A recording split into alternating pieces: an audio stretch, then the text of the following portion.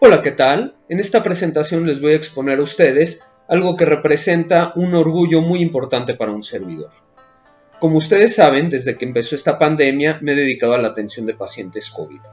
Del mes de marzo al mes de octubre del año pasado, cerca de 300 pacientes fueron atendidos por un servidor. Y bueno, tras platicar con muchos de mis compañeros de trabajo, decidimos, ¿por qué no? Hagamos una base de datos, veamos los manejos que estamos dando y cómo le ha ido a los pacientes. En este mes, la revista Metabolic and Cardiovascular Science salió publicado el artículo que les presento a continuación. En este expongo un esquema novedoso de uso de anticoagulantes, con lo cual estuve manejando a los pacientes.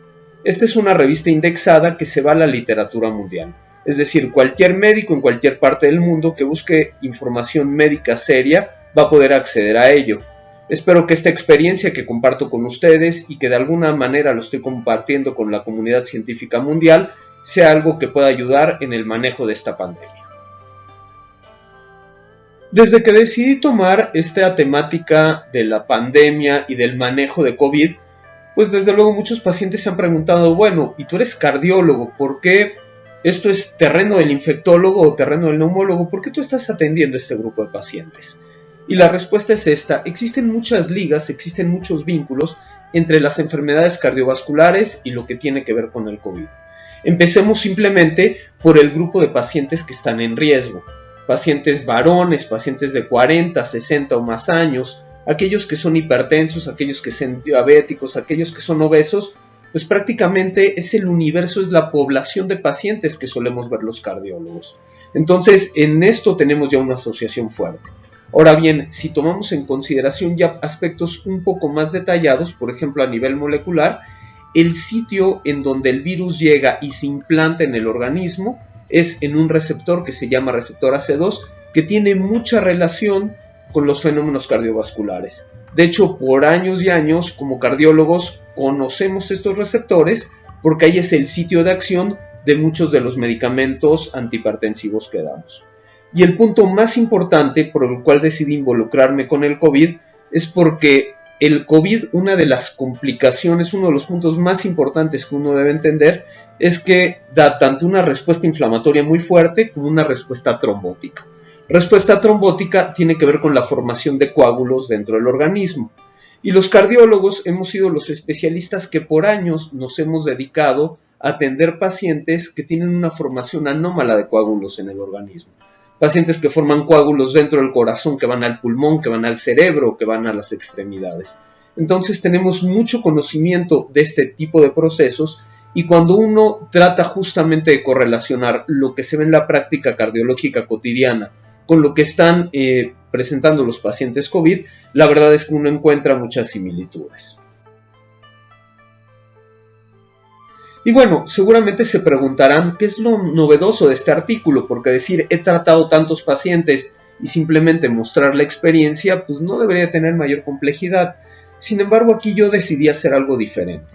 Y tomando justamente esta base de lo que les comentaba, del conocimiento que tenemos en tromboembolismo pulmonar, es decir, en cuando se forman coágulos que van a los pulmones, algo que está descrito en las guías de la Sociedad Europea de Cardiología desde el año 2014, es que estos pacientes pudieran ser candidatos a recibir dosis altas de anticoagulación como un manejo alternativo cuando por alguna razón o no los podemos hospitalizar o no les podemos dar un manejo agresivo intravenoso.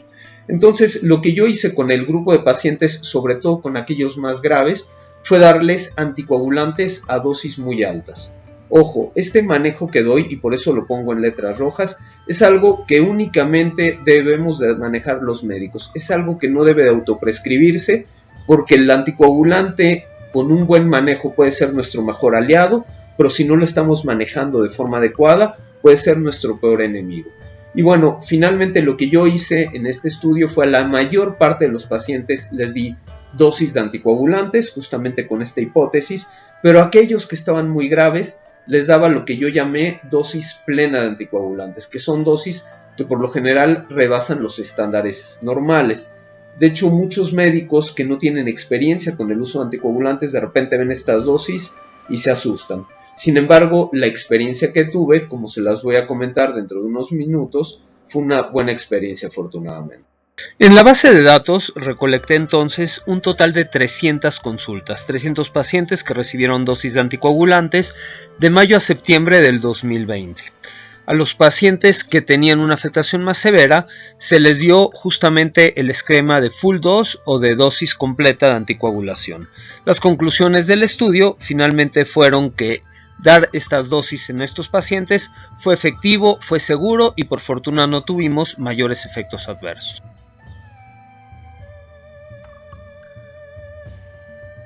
Y para no hacer muy larga esta presentación, solo quiero comentarles, hace un año ya estábamos hablando de esta pandemia. El 15 de febrero del año pasado fue cuando saqué publicado mi primer video en YouTube. A la fecha, pues como ustedes pueden ver, hay varios videos. He tenido afortunadamente casi 11.500 visualizaciones y la idea es seguir ayudando. Ayudar tanto a aquellos pacientes que me consultan como tratando de brindar esta educación, de brindar estos consejos, de brindar estos apoyos.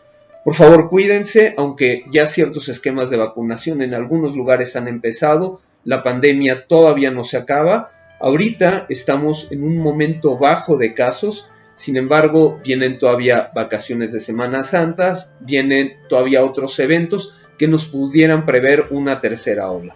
Lo que tenemos que hacer es seguirnos y seguirnos cuidando. Hasta la próxima. Cuídense mucho, estamos en contacto.